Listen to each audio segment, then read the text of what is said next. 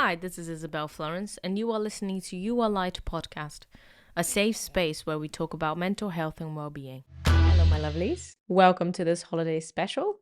Today, we're going to talk about preparing for the holidays. This time of year is portrayed as bright and wonderful and beautiful and the most wonderful time of the year. But for a lot of people, it's a struggle, it's difficult, it's challenging, it's lonely, it's scary. So, I'm going to talk about the things that we can do to make this holiday better for everyone, for your family members, your partners, but mainly for yourself. A lot of us feel stress in this time of year, not only to do with the practicalities of this time, but also to do with family gatherings and what that means, having enough money to afford all the presents that we're supposed to give everyone, having to have uncomfortable conversations with people, having to see people that you otherwise wouldn't. So I'm going to go through each topic. I'm going to release this episode on Tuesday and another one tomorrow on Wednesday for preparation of the holidays. So let's talk about triggers first that resurface when we get in contact with our family or spend some proper time with our family members. So the first thing that we can do when it comes to triggers is recognizing them, identifying the patterns of conversation or topics that might create a very strong reaction in you, emotional, psychological, physical, even. If you're here, listen to this podcast, you are a self-aware person who is interested in reflecting on your emotional well-being, and you are probably quite emotionally mature. So you most likely have already an idea of what your triggers are. And then we can prepare coping mechanisms for when these triggers show up. We basically want to arrive in a situation already prepared. We know what's going to happen. We usually know what person's going to say, what kind of thing that's going to cause an emotional reaction in you. So remind yourself of the things that you can do at that time. And make sure that you don't go towards the unhealthy coping mechanisms that you have probably used in the past, but that you don't want to abuse right now, because that's only going to make you feel worse about yourself. So if you know that in the past, when you have struggled with something like this, you drank more than you should, try not to do that this year. Maybe you need to take breaks. Maybe you need to go to another room and take some deep breaths at some point. And ask yourself, why is this so painful to deal with? Why are these things so painful to hear? It's another opportunity to learn about yourself and your responses and where those are rooted in you, so that next time you're better prepared. And so that between now and then, you can work on them. You can go to your therapist and say, look, this is what triggered me. I still have some work to do on this thing. And there's always going to be something you're going to have to work on. You're never going to get to a point where you do not feel triggered at all. So be kind to yourself in this feeling of discomfort and not having control over how you respond to something. I know it can be very frustrating when you feel triggered about something that you've been working on for a really long time. When someone says to you something and you're like, oh, I can't believe that I'm reacting like this now after all the work that I've done. But it's okay. You've got to be kind to yourself. There's a reason why you react in that way. Maybe it pulls away your sense of safety. Maybe it makes you feel unloved. Maybe it makes you feel useless and alone. So it's okay to be triggered. Now, another topic that I want to approach, and this is also something that we can use when it comes to triggers, is setting boundaries. Boundaries are very important when it comes to any relationship. They are the contracts of the relationships in our lives. And if you sign a contract that you don't agree with, you will end up resenting someone. So let's try and be very honest about what we need from people. What is it that hurts us? What are the things that makes us feel like we just want to leave that relationship? And I know it's easier said than done. It's work in progress. And the fact that you're here means that you are willing to work on it. So when it comes to triggers, you want to set boundaries so that specific topics that you know will trigger you are not even mentioned. And you can do this, and you shouldn't feel guilty for doing it. It's about your need. So, for example, there might be someone in your family that always comments on your weight and on your body. This is your body. You have the right to say to people, I do not want my body to be commented on this year. And if it is, I'm just going to get up and leave the room. Simple. You will not engage in this conversation. You can also say to someone else, look, if you mention politics, I'm going to get up and I'm going to leave the room. You don't have to engage. You're also not choosing to create conflict, which would be worse. You don't want to go against the things that they are saying because that's going to make the drama bigger.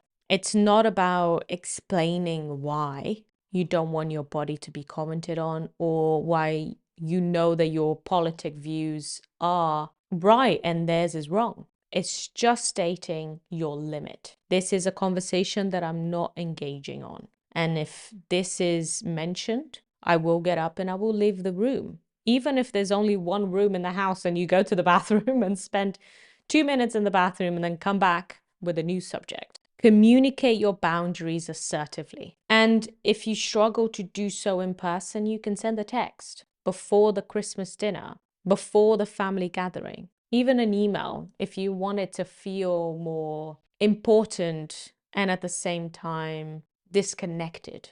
You can send an email saying, look, this is my boundary. I would really like if everyone respected it. Simple. When it comes to boundaries, you can also practice saying no. When someone invites you to something and you don't want to go, say, I'm not going to be able to make it this year, but I hope you have a lovely time. It's also important to remember you are not a kid anymore. You have changed from the person you were 10 years ago, 20 years ago, 30 years ago. People will expect you to be the same, to do the same things, to say yes to the same things, to accept a conversation that you have accepted in the past. It's okay for you to say now, I used to do that. I used to be the one that cooked everything. I used to be the person that invited everyone to my house.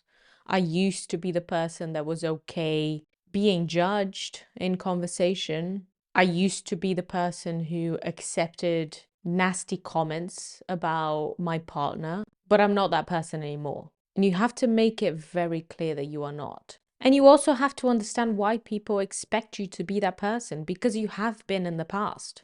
For a very long time, I was the person that didn't engage in anything that could maybe turn into an argument because I don't like conflict. So I just accepted everything. But I'm not that person anymore. I put my limits and I demand respect. I'm not saying that's easy, and it's taking me a really long time to do so. But you can as well. Show to the people that love you who you really are, what you really accept, and what really hurts you. Another thing that you can set a limit on is time. So you can set a limit on in how much time you're going to spend in someone's house. If you know that last year was too long, it was too much, and you left drained, you can make sure you spend less time in that place. You can also set a time limit on the conversations that you're going to have with someone. If there is someone in your family that you struggle with, and we all have someone like that, first of all, you can make sure that the conversation stays very superficial. It doesn't go very deep, and you don't talk about personal things or the past. And to make sure that it stays superficial, you can limit the time that you spend one on one with that person. Have a conversation. Once it starts to go in a place where you don't want it to go, just make sure you go somewhere else. Say, oh, I'm going to help in the kitchen a little bit. Lovely to talk to you. Oh, I need to go to the bathroom. Oh, there's this person that I haven't spoken to yet. I'm going to go speak to them. You can even have someone else in your family that is there to help you. You can say, look, you know that this person triggers me or makes it difficult for me to feel comfortable. When you see that this is getting too much, can you come and pick me up and say that you need me for something? It's really lovely to feel like you have people in your life that you can rely on, and you do. We all do. So choose that person and make sure that they are on your corner, they are helping you. Another topic I want to talk about is reconnecting. Reconnecting to the people in your family that you perhaps take for granted. It's easy to create stories about who you are in your family and put people in a box, the same way that people do with you. But we're all human beings, we're all extremely interesting. So if you try to go into a family gathering with a fresh mindset, with an open mind, and look at everyone individually with some distance, it can bring out some really interesting conversations.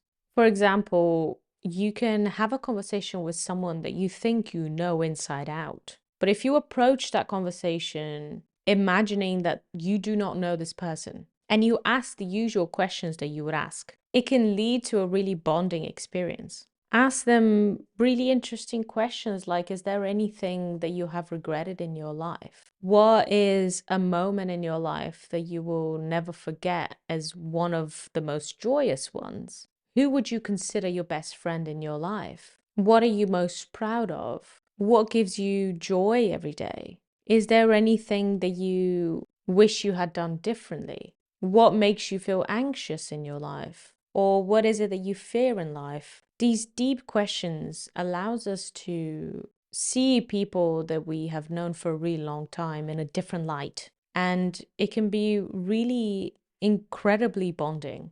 And it can also change our perspective over them, change our perspective over our place in the family and the family history. It's really special. So let's try to arrive in family dynamics with curiosity and open mindedness. Another important topic that I want to approach is the feeling that you might have when you are with your family members, especially when you go back to your family home where you forget who you have become as an adult. It's really natural to go back to the dynamics that you had when you were a kid.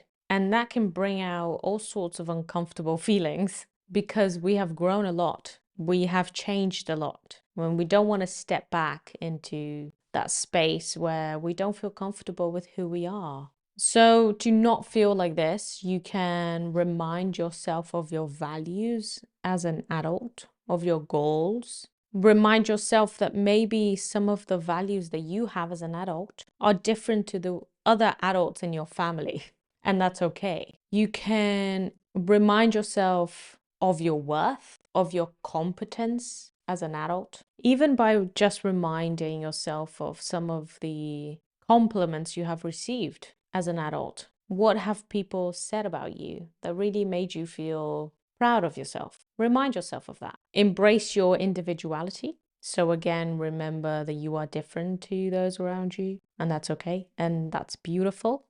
And another thing that I think is really helpful is staying in touch with the people in your life right now, with your friends, with a boyfriend or a girlfriend, with anything that connects your mindset to who you have become. These people are your chosen family and they remind you of who you are. Even if you have a really close friend that you know can help you in a difficult situation, you can say to them before Christmas, look, I might need a call. I might need to call you at some point to just offload what I'm feeling. And you can tell your family, look, I'm going to go for a walk and have a chat on the phone with my friend, something that we do on Christmas, and just be able to connect to your present life can be very helpful. And the final thing that I want to touch on today is political differences. This is something that I think most families deal with, especially when it comes to different generations. They usually have different mindsets when it comes to politics. It's okay to disagree. And I don't think the holiday should be a time where people really dive into their ideals and their values and discuss it. Because most of the time, it's not going to get you anywhere. It's going to be a fight that you're never going to win. So maybe try to focus on common ground, on the things that you do agree on, direct the conversation in that way, and avoid heated debates when these emotional highly charged conversations start, change the subject. Get up and go somewhere else. You can even suggest discussing the topic another time. You can say, look, I'm having a lovely holiday. I'd rather talk about this some other time.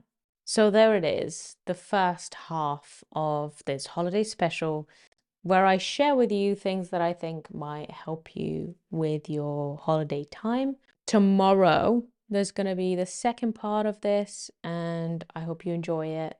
I hope you have a lovely time getting ready for this moment that is quite intense in our lives, quite emotionally charged, but also a moment that we never forget. Every year, there is at least one picture that gets ingrained in our minds of that time, and we can make it beautiful. We can make it really special as long as we respect ourselves and we make sure that people respect us. I love you very much. I'll see you tomorrow. Bye-bye. Thank you so much for listening. All the links are written down on the show notes, as well as resources for anyone struggling with their mental health. Don't forget to subscribe so you're notified when we release new episodes. Also, feel free to share our podcast with your friends and family.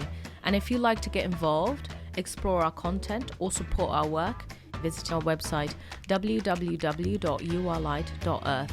That's yourlight.earth. Also, don't forget to follow us on Instagram at you.r.light. Have a wonderful week, and I'll see you next time.